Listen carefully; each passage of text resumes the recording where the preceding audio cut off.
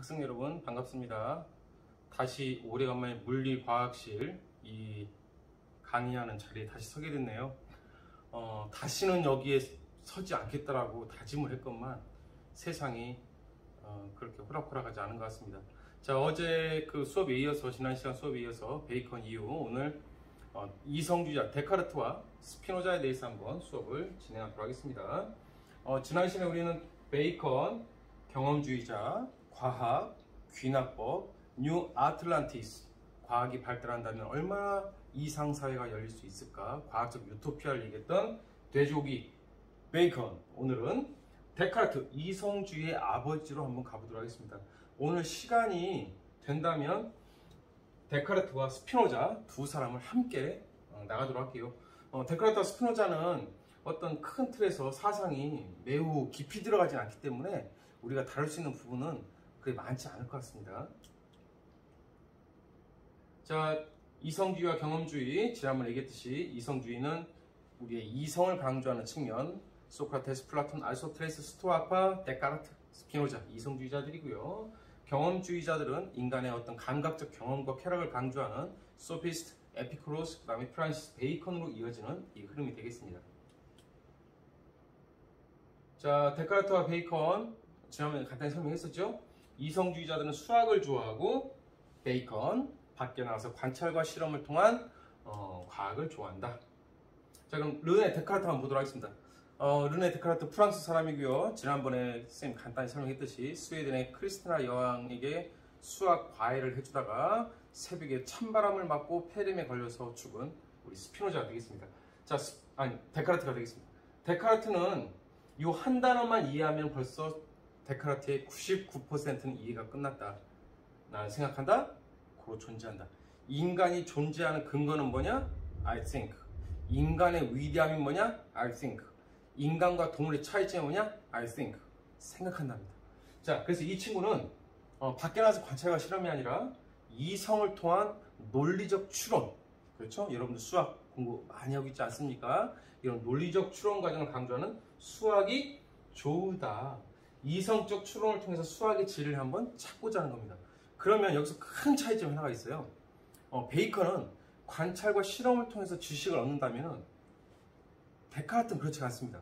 수학 원리를 알고 있으면 그 수학 원리를 가지고 수많은 참고서에 있는 문제들을, 교과서에 있는 문제들에다가 이 원리를 적용하죠.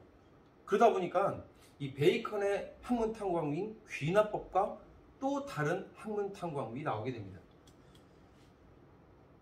자, 먼저 데카르트의 문제의식 한번 보도록 할까요? 자, 만해의 루앙 대성당 연작이 되겠습니다. 근데 시간에 따라서 아침, 점심, 저녁, 그렇죠? 여명, 석양, 그때마다 해가 다르잖아요.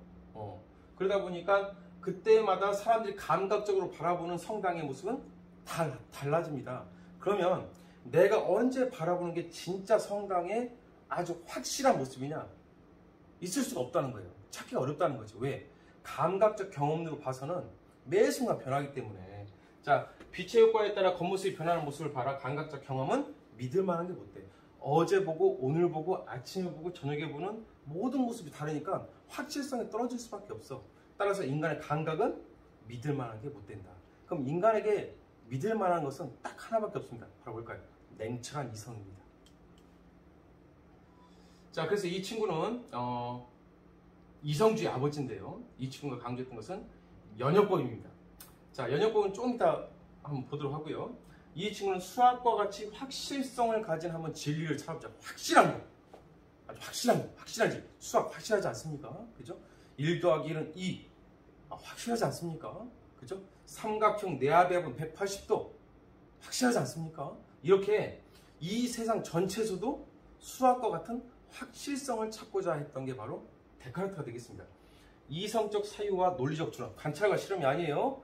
관찰과 실험, 인간의 감각으로 하는 거기 때문에 확실성을 보장할 수가 없어요. 자, 이성과 논리적 추론을 통해서 지식을 얻고요. 감각적 경험에 의한 지식은 단편적이고 의연적인 거기 때문에 우리가 믿을 만한 게 못 된다. 자, 그래서 이 친구가 바로 연역법을 했는데요. 이 연역법은 지난번에 한번 잘 정리할까요? A라는 사람 다리가 두 개다, B는 다리가 두 개다, C는 다리가 두두두, 만 몇 번째 사람 보니까 다리가 두 개다, 10몇 번 다리가 두 개다. 수많은 사람들을 관찰해 봤더니 공통점이 하나가 나오죠. 인간은 다리가 두 개다. 그래서 하나의 원리로 쭉 돌아옵니다. 뭐라고 했습니까? 이거를 베이컨은 이것을 벌이라고 꿀벌. 꿀벌이 막 돌아다니면서 관찰한 다음에 하나로 쭉 모아서 공통점이 나오는 귀납법이라면, 이것이 과학이라면, 데카르트의 수학은 그게 아닙니다. 확실한 원리를 먼저 알고 확실한 원리를 찾으면 그 원리를 쭉쭉쭉쭉 문제에 적용시키면 해결될 수 있다는 겁니다. 수학이죠. 수학은 우리가 원리를 안 다음에, 원리를 이해하지 못하면 수학성 절대 오르지 않잖아요. 문제만 푸는 아이들 원리를 모르고 수학성도 오르지 않습니다. 그래서 수학을 공부하라고 할 때 우리가 자주 하는 얘기가 있죠. 수학 교과서를 계속 봐라. 문제는 그만 풀고 원리를 알아라. 원리를 아는 다음에 적용할 수 있다. 데카르트의 사고를 그렇게 비유를 한다면 수학의 원리, 확실한 어떤 사회에 아니면 인간의 삶에 원리를 찾은 다음에 그 원리로부터 모든 것들이 적용해라. 그렇죠? 그럼 뭐 쉬운 말로 하늘에 연 하나 떠 있으면은 연에서 줄이 쭉쭉 나오잖아요. 그렇죠? 원리에서부터 하나 문제에다가 그 원리를 적용하자. 그래서 이렇게 비유도 합니다. 거미죠. 거미는 뭡니까? 쭉쭉쭉 거미줄을 빼잖아요. 그렇죠? 그래서 원리를 가지고 문제 하나하나에다가 세상의 어떤 그런 사건, 현상에다가 하나하나 그 원리를 적용시키는 겁니다. 뭐처럼? 거미처럼. 자, 자명한 원리로부터 이성적 사유와 논리적 추론을 통해 개별 사물의 이치를 추론하는 탐구입니다. 거미는 꿀벌처럼 꽃을 날아다니며 재료를 구하지 않고 자기 속을 풀어서 집을 짓습니다. 그래서 확실한 원리를 아는 것이 바로 수학의 탐구의 첫 출발점입니다. 그럼 데카르트가 이 수학을 우리 철학에도 적용하고 싶다고 했잖아요. 그러면 제일 먼저 한 게 뭘까? 확실한 원리가 뭘까 한번 찾아보는 거예요. 이 세상에 확실한 게 뭐지? 그래서 이 사람은, 데카르트는 맨 먼저 이 세상에서 일어나는 모든 일들을 다 의심을 하기 시작합니다. 뭐가 확실할까? 뭐가 확실할까? 아, 이것도 확실하지 않은데? 이것도 확실한데? 그래서 모든 걸 다 의심하게 되는데, 그게 바로 우리가 뭐라고 부르냐면은 선생님 좀 한 단계 더 앞으로 갔네요. 수학을 철학에, 수학과 마찬가지로 철학 또한 의심 불가능한 확실한 진리를 도출해야 된다. 자명한 진리를 찾기 위해서 모든 것을 다 의심해보자. 확실한 진리를 찾아야 되기 때문에. 자, 그래서 이 친구가 바로 한 방법이 뭐냐? 방법적 회의라고 합니다. 다우트, 의심이죠, 의심. 방법적인 확실한 진리, 진짜 부정할 수 없이 확실한 진리를 찾아서 모든 걸 다 의심해보자. 자신이 알고 있는 모든 것들을 다 의심하자. 심지어 뭐까지 의심하냐면은 수학적 원리까지도 의심하게 됩니다. 1 더하기 1은 2라고? 물방울 하나하고 물방울 하나하고 둘이 합쳐지면 1 더하기 1이 2가 되는 게 아니라 사실 1도 되는데? 야, 이것도 아닌 것 같은데? 이런 식으로 모든 것들을 다 의심을 하기 시작합니다. 자, 우리가 진리를 알기 위해서 먼저 첫 번째, 확실한 진리를 발견해야 된다. 이 세상의 모든 것들을 다 의심해봐라. 의심해봐라. 의심해봐라. 그렇죠? 어쩌면 보면 우리가 책을 읽고 탐구를 할 때 가장 중요한 사고방식이 의심하라. 비판적으로 바라봤잖아요. 데카르트는 철저히 모든 것들 다 의심의 눈으로 봤습니다. 뭘 찾기 위해서? 확실한 진리를 찾기 위해서. 그리고 드디어 데카르트는 확실한 원리를 찾게 됩니다. 자, 철학의 제 원리 드디어 찾았어. 확실한 원리 찾았습니다. 바로 뭘까? 내가 지금 의심하고 있다는 것은 부정할 수 없잖아요. 그렇죠? 내가 지금 생각하고 있다는 것은 부정할 수 없잖아요. 그래서 이 친구가 확실한 진리를 드디어 찾았는데, 그게 바로 뭐냐? 나는 지금 생각하고 있다. 고로 나는 존재하는 거다. 생각하는 나. 이것은 누구도 부정할 수 없는 확실한 진리다. 그래서 이 친구의 모든 철학의 모든 제일 명제는 나는 생각한다. 고로 존재한다가 되어 있습니다. 꼬끼또 에르그썸. 라틴어로 꼬끼또 에르그썸인데, 자, 드디어 모든 걸 의심한 결과, 방법적 회의의 결과 드디어 찾게 됐네요. I think, therefore I am. 자, 그래서 이 친구는 뭐 이렇게 방법 서술이라는 책이 이렇게 나옵니다. 내가 보고 있다는 것도 착각일지 몰라. 근데 착각을 하기 위해서라도 지금 나는 존재해야 돼. 난 있는 거야. 여기에 있는 거야. 논리학, 수학, 원리에 의존한 나의 추리는 잘못일지도 몰라. 하지만 잘못하기 위해서라도 나는 여기 존재하는 거야. 이렇듯 모든 것이 다 거짓이라고 생각하는 동안 그렇게 생각하는 나 자신은 절대 부정할 수 없는 거잖아. 아, 그렇다.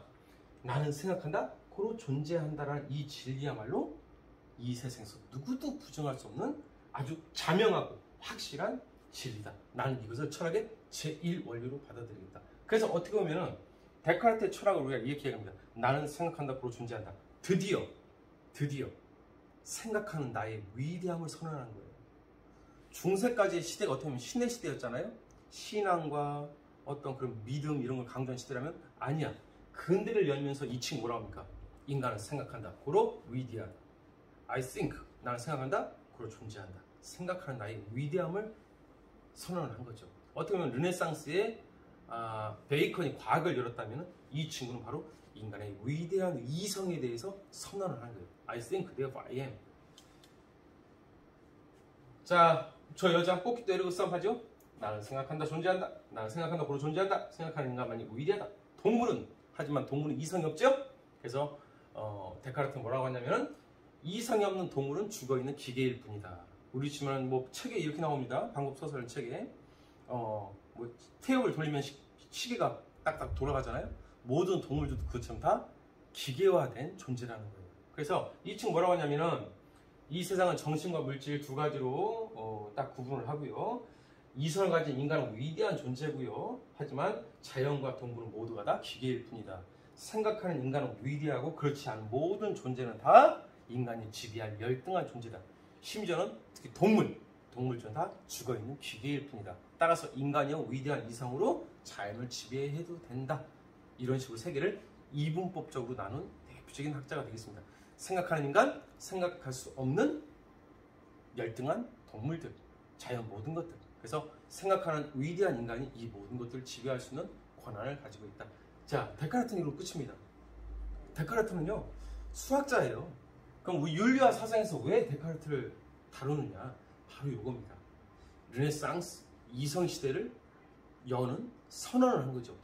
나는 생각한다, 고로 존재한다. 다른 말로 인간은 생각한다, 고로 위대하다. 인간이요 세상을 마음껏 지배하라. 자, 데카르트가 되겠습니다. 자, 정리 한번 해보도록 할까요? 베이컨과 데카르트는 그렇게 어렵지 않을 거예요. 과학자, 수학자, 경험주의, 이성주의, 베이컨, 귀납법, 다양한 사례들을 봐서 하나의 공통점을 나오는 인간은 다리가 두 개다. 그렇죠? 4대 우상, 인간이라는 종족, 언어, 개인의 어떤 습관이라든가 환경이나 편견, 그 다음에 맹목적인 것에 가만히 앉아가지고 내내 맹목적으로 수용하는 거, 이런 것들을 과학자들은 가져서는 안 된다. 이런 태도를 댔고요. 데카르트 합리주의, 수학과 연역법, 원리 하나를 찾은 다음에 그 원리를 적용하자. 드디어 원리를 찾았다. 아주 철학의 확실한 원리. 모든 건 다 부정할 수 있지만 지금 나는 생각하고 있다는 사실만큼은 부정할 수 없다. 그죠? 방법적 회의. 모든 걸 의심을 함으로써 드디어 나의 위대함을 찾은 거죠. 자, 베이컨과 데카르트의 공통점은 뭘까요? 그러면은 인간이 자연을 지배할 수 있다라고 하는, 인간이 자연을 정복할 수 있다라는, 뭐 지금으로 치면 약간 환경을 파괴하는 어떤 그런 사고관을 바탕을 제공한 사람들이라는 비판을 받기도 합니다. 자, 그럼 본격적으로 한번 이성주의 한 명 더 가보도록 하겠습니다. 스피노자가 되겠습니다. 오늘 데카르트, 스피노자. 자, 스피노자는 유태인이었어요. 유태인. 근데 스피노자는 누구를 계승하냐면 바로 우리가 옛날에 배웠던 헬레니즘 시대에 자연에 신이 깃들여 있다. 신은 하늘에 있는 게 아니라 자연에 깃들여 있다.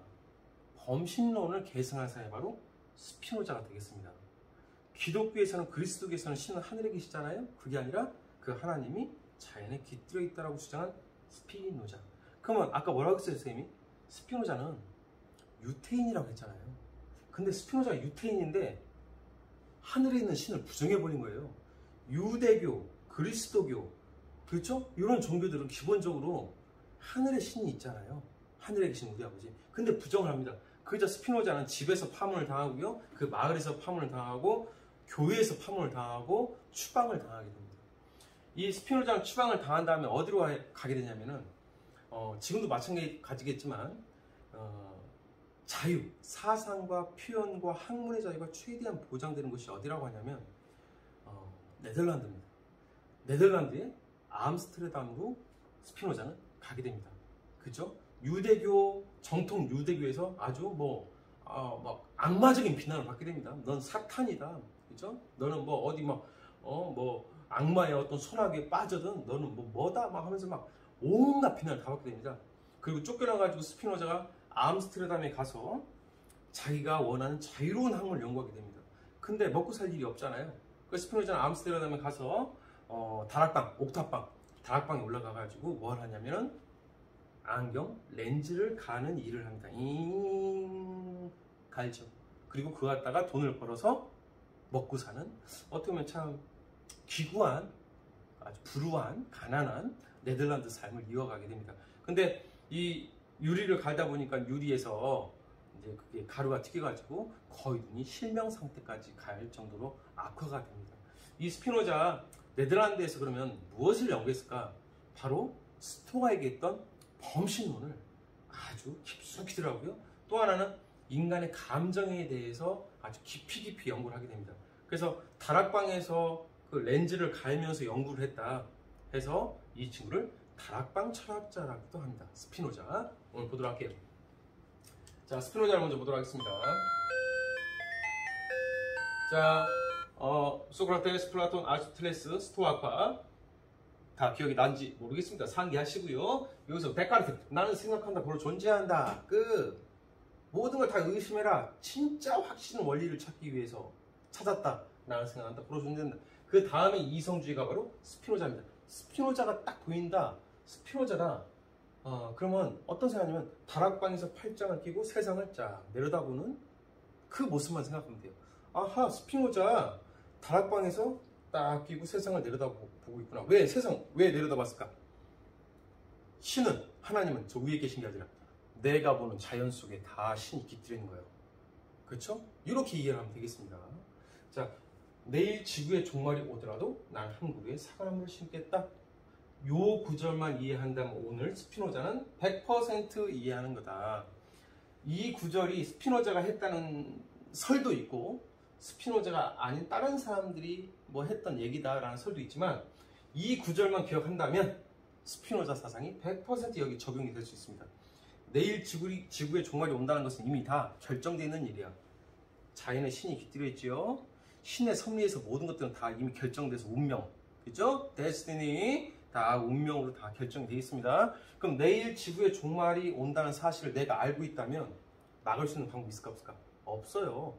결정된 사실이니까, 운명이니까. 그럼 나는 뭘 할까? 그냥 나는 원래 하던 대로 한국의 사과나무를 심으면 되는 겁니다. 어쩔 수 없잖아요. 그렇죠? 내가 이걸 어떻게 막습니까?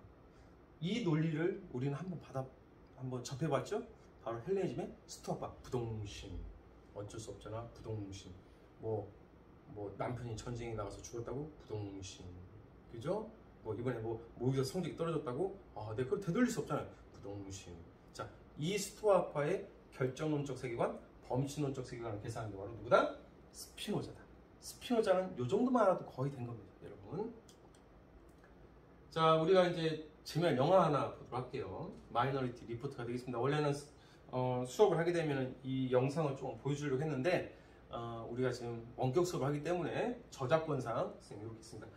내가 좋아하는, 선생님이 좋아하는 톰 크루즈고요. 스티븐 스필버그 감독의 마이너리티 리포트입니다. 자, 2054년 워싱턴에서는 범죄가 일어나기 전에 미리 범죄가 일어날 것을 예측해서 범죄 전에 그 사람을 처벌하는 겁니다. 범죄 안 일어나는 거죠. 자, 프리크라임, 범죄가 일어나기 전에 범죄가 일어날 시간과 장소, 범행을 저지를 사람을 미리 예측해내고 이를 바탕으로 미래의 범죄자를 먼저 체포하는 겁니다. 근데 황당하죠? 내가 내일 범죄를 일으킨다고 오늘 날 체포하는 거예요. 멀쩡한데 당신을 내일 범죄를 일으킬 사람으로 체포합니다. 나 범죄 아직 안 일으켰는데? 일으킬 생각도 없는데? 미래를 기준으로 현재의 예비 범죄자를 체포한다는 거예요. 이 영화의 주제입니다. 자, 여기에 뭐가 담기냐면 일어날 일은 반드시 일어난다는 겁니다. 자, 톰 크루즈는 범죄가 일어나기 전 범죄자를 체포하고요. 범죄가 일어날 건 그렇게 결정되어 있다는 것이다. 여기에 그 어떤 예언, 미래에 대해서 어떤 예언적인 능력은 갖고 있는 여자들이 있어요. 그 여자들이 이렇게 뭔가 환영이라고 해야 될까요? 미래에 대한 환영을 봐요. 필름으로. 하나의 장면처럼. 그러면 이 수사관들이 그 필름 속에 나오는 장면, 뭐 주위의 어떤 그 모습들, 사람의 어떤 인적 사항 이런 것들 추적해가지고 미리 내일, 모레 아니면 이후 미래에 일어날 범죄를 미리 체포하는 게 바로 이 영화의 주제가 되겠습니다. 여기서 우리가 알 수 있는 게 바로 결정론입니다. 모든 행동 사건에는 원인이 있다는 것을 기반으로 하는 결정론이고요. 그 다음에 따라서 우리가 원인을 알고 있으면 결과도 예측이 가능하다는 겁니다. 그리고 이미 결과가 나온다고 하면 그 원인을 제거해버리면 결과가 안 나오겠죠. 미래의 범죄를 일으킬 사람을 우리가 예측할 수 있다면 그 전에 그 사람 체포해버리는 겁니다. 그렇다면 살인, 강도 이런 흉악한 범죄를 미리 예방할 수 있다는 게 바로 결정론입니다. 톰 크루즈, 마이너드 리프트. 자, 스피노자의 사상이 이제 좀 이해하겠죠? 이 세상의 모든 것들은 다 결정되어 있다. 결정된 우주. 우주는 필연적 인과 법칙을 턱을 개고 평온하게 이성적으로 관주하고 있는 스피노자. 자, 우주의 필연적 인과 법칙, 세상은 어떻게 돌아가는지 다락방에서 딱 팔짱을 끼고 세상은 이미 다 결정되어 있어. 왜? 저 안에 완벽한 신의 섭리가 다 깃들어 있기 때문에. 나는 그걸 알고 있다면 우리는 그 운명에 그냥 순응만 하면 되는 거예요. 스토아와 스피노자의 큰 차이점 없습니다. 왜? 둘 다 결정은 범신론적 사고방식을 주장했기 때문에. 스피노자, 그렇죠? 자, 결정론입니다. 몇 시 몇 분 예정 범인으로 당신 체포합니다. 전 주인 생각 없었어요. 아니요, 죽였을 겁니다. 일어날 일은 반드시 일어나니까요. 넘어졌잖아요. 그럼 미래에 당신은 넘어질 수밖에 없습니다. 도미노처럼. 과거의 예를 넘어뜨리지 않게 원인을 제거한다면 뒤도 안 넘어지겠죠. 자, 결정론입니다. 자, 범신론입니다. 아까 얘기했듯이 범신론은 그리스도교는 하나님이 위에 계시는 거고요. 범신론은 신은 자연에 깃들어 있다. 신은 자연의 내재에 있다. 그래서 이걸 뭐라고 부르냐면 내재신이라고 합니다. 내재신, 자연에 내재하는 신, 초월신, 내재신.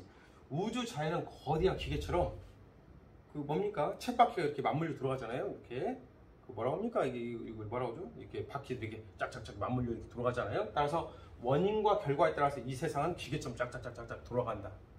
자, 예외 없이 결정되어 있고요. 필연적 인과 법칙을 받고 있는 우주입니다. 그렇죠? 네. 이 세상에 있는 모든 것들은 다 이 자연 속에 신이 깃들여 있어요. 그래서 이 자연 속에 있는 모든 것들은 다 이미 다 결정되어 있는 겁니다. 범신론, 자연에 내재하는 원인으로서의 신입니다. 신이 자연에 다 깃들여 있다, 쉬운 말로. 그래서 이 세상의 근본적인 건 뭐냐? 바로 실체라는 표현을 쓰는데, 이게 어떤 것에서 의지하지 않고 이 세상의 근본적인 존재, 이것을 실체라고 하는데, 쉬운 말로 이 세상의 근본은 신이고요. 신이 곧 자연이라는 겁니다. 어려운 생각하지 말고 초월신이 아니라 그냥 내재신이라는 것을 좀 어렵게 풀어 쓴 거예요. 신은 곧 자연이다. 신이 곧 자연이다. 자, 세상 만물에 다 신이 깃들여 있다. 실체, 다른 것과 상관없이 그 자체로 세상의 근원이라는 것. 세상의 근원, 신. 끝. 세상의 실체, 오직 신. 그리고 그 신이 자연에 깃들여 있다. 자, 그리스도교, 자연을 창조한 초월신. 노노노, 스피노자. 초월신이 아니라 자연에 깃들여 있는 내재신. 그리고 자연의 근본은 누구냐? 오직 신이다. 신이 곧 자연이다. 자, 이렇게 이해하면 되겠습니다. 자, 자연에 있는 것은 모두 다 예외가 있을 수가 없다. 선생님, 이거 뭐 토테미즘처럼 약간 옛날 신앙처럼 해왔는데요. 자연에 있는 모든 것들 속에 다 신의 숨결이 다 담겨 있다. 신은 모든 것의 내재적 원인이지 초월적 원인이 아니고요. 어떤 작용을 하도록 결정된 사물은 신에게 필연적으로 그렇게 결정되어 있습니다. 신이 곧 세계인 것이다. 신이 곧 자연이다. 물리적 우주는 곧 신의 몸이다. 다 우리가 눈에 보이는 세상도 그 뒤에는 다 신의 섭리가 다 깃들어 있다는 겁니다. 인간을 포함한 자연은 신이 현실로 드러나는 양태이다. 양태는 모습입니다. 그죠? 이 사건, 어떤 행위들, 모든 것 다 신이 세상으로 드러난 양태다라고 합니다. 쉬운 말로 양태는 모습이다. 그럼 여기서 우리가 일상생활 접하는 모든 경험들은 다 뭡니까? 신의 섭리가 다 드러난 거예요. 그렇죠? 그래서 이 세상의 모든 것들은 다 신의 손길에 따라서 결정되어 있다. 라고요. 자, 인간도 바로 인간의 삶도 똑같이 다 결정되어 있다. 자연의 인과 법칙의 지배를 받는 인간, 정해진 법칙에 순응하면 된다. 스토아 기억나죠? 그렇다면 인간에게는 자유의지 자체가 있을 수 없다. 나는 자유의지라고 지금 행동하고 있지만 따지면 모두가 다 신의 섭리에서 이미 다 결정된 일이다. 그리고 이것을 긍정적으로 받아들여서 이 삶에 어떤 운명적으로 결정된 삶에 최선을 다하는 것, 긍정적인 자세를 가지고, 그것을 이 친구는 그나투스라고 했는데요. 이건 중요한 건 아닙니다. 그런 삶의 역동적인 에너지를 갖고 살아라. 단 내 자유의지로 삶을 개척하자는 건 아니에요. 내 삶에 최선을 다하는데 이 삶이 뭐냐? 바로 결정된 삶입니다. 인과법칙을 거부할 수도 없고요. 우리는 개선할 수도 없고요. 자유의지는 삶의 고통뿐입니다. 그래서 결정론적 세계관을 주장하는 학자들의 입장에서는 인간의 자유의지를 모두 부정합니다. 네가 자유롭게 그걸 선택했다고 생각하지? 아니야. 이미 그건 다 결정되어 있는 일이었어. 그죠? 그러니까 잘 받아들여. 긍정적으로. 그리고 그것에 대해서 최선을 다해. 그죠? 긍정적인 생각을 갖고 원망하지 마. 부정하지 마. 왜 나한테 이런 일이 난 거야? 짜증나. 이렇게 하지 마. 긍정적인 에너지를 가지고 너한테 일어난 모든 일들을 최선을 다해서 받아들이고 긍정적으로 그 일을 수행을 해. 이 에너지를 뭐라고 불렀다? 스피노자는 그나투스. 그죠? 아침에 출근해가지고 어떤 사람도 짜증나. 오늘도 이 일에 짜증나. 오늘 왜 제가 땡땡거려. 짜증나. 그러지 마. 그죠? 이미 모든 게 다 결정되어 있다면 그거를 있는 그대로 받아들이고 긍정적으로 그거를 승화를 시켜. 그렇죠? 받아들여. 그리고 열심히 최선을 다해. 그럼 행복이라니까. 자, 자유의지를 부정한다는 사실은 별표 쳐놓고 꼭 기억하기 바랍니다. 결정론적 세계관, 범신론적 세계관에서 자유의지는 부정이 된다. 근데 그리스도교는 좀 다르죠? 그리스도교는 자유의지를 긍정하죠. 왜? 그리스도교는 뭐 기억나잖아요. 선악과 따먹지 마라. 따먹었잖아. 인간의 자유의지 때문에 죄가 벌어지잖아요. 그 자유의지가 있기 때문에 어떻게 보면 우리는 죄를 짓는 거고 죄를 짓기 때문에 신에게 의지하는 거죠. 그래서 그리스도교는 인간 자유의지 긍정합니다. 자유의지 갖고 살아요. 단 스피노자와 같은 결정적 세계관에서는 인간의 자유의지를 부정한다는 사실 꼭 기억하기 바랍니다. 자, 행복에 이르는 길 뭐 끝났죠. 그러면 이 세상이 어떻게 돌아가는지 어떻게 결정되어 있는지 그 원인과 결과 필연적 인과법칙을 내가 이해를 한다면 지금부터 그 필연적 인과법칙을 그대로 순응하면서 짜증내지 말고 불평불만하지 말고 있는 그대로 받아들인다면 내 삶이 행복해지겠죠. 그래서 이 친구는 특히 어떤 표현을 많이 하냐면 이성적 관조라는 표현을 합니다. 팔짱 끼고 세상을 쫙 내려다보라는 거죠. 아까 뭐라고 했습니까? 스피노자 나왔다.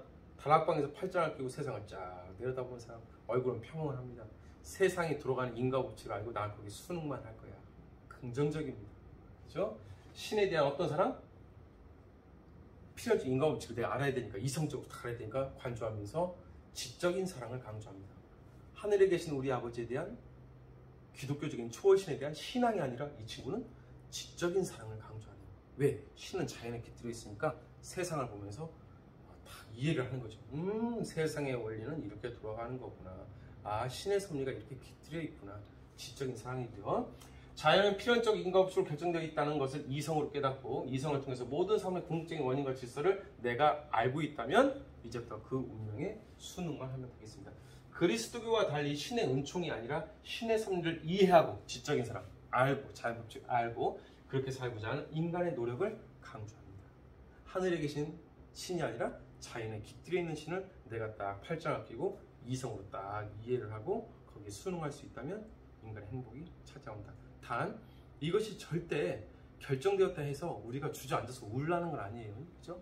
모든 당신들의 주변에서 일어나는 사건, 사고, 무슨 뭐 정말 많은 일들, 슬픈 일이 터지든 어떤 일이 터지든 그것을 모두가 다 이미 결정되어 있는 거라고 생각할 수 있다면 인간은 보다 더 긍정적으로 살 수 있고 그 일이 닥쳤을 때 이것을 더 긍정적인 그나투스, 긍정적 에너지를 가지고 우리가 할 수 있다는 거죠.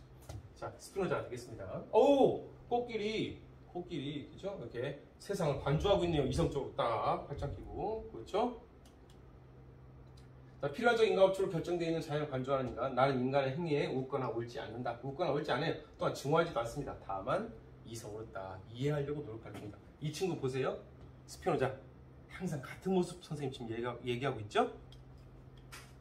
자, 그리스도교와 스피노자 선생님 한번 마지막으로 비교를 해봤습니다. 그리스도교 세상을 창조한 신, 하늘에 우리 인간과 비슷한 하나님이 하늘에 계시고요. 초월신, 하나님 우리에게 은혜를 주는 이런 신을 갖고 있는 게 그리스도교라면 범신론, 신이 자연에 깃들어 있다라고 하는 범신론은 내재신, 초월신이 아니라 자연에 내재하는 신, 필연성에서 벗어나 자유의지를 갖는 것은 불가능합니다. 일상 모든 것들은 다 필연적으로 다 결정되어 있다. 신에 대한 신앙이 아니라 지적인 이해, 지적인 사랑을 강조하고요. 이성적 관조를 강조합니다.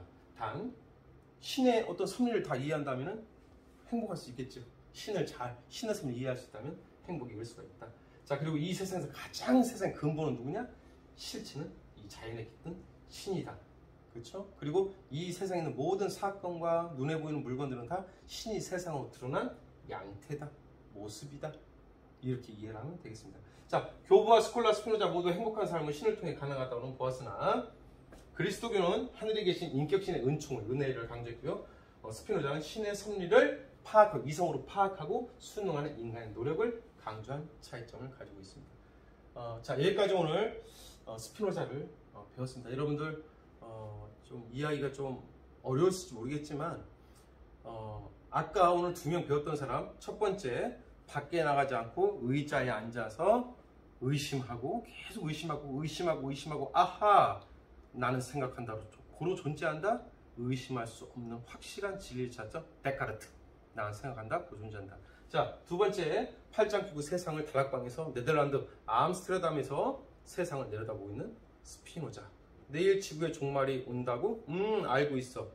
그래? 그럼 나는 오늘 한 그루에 사과나무를 심어야지. 내가 바꿀 수 없잖아.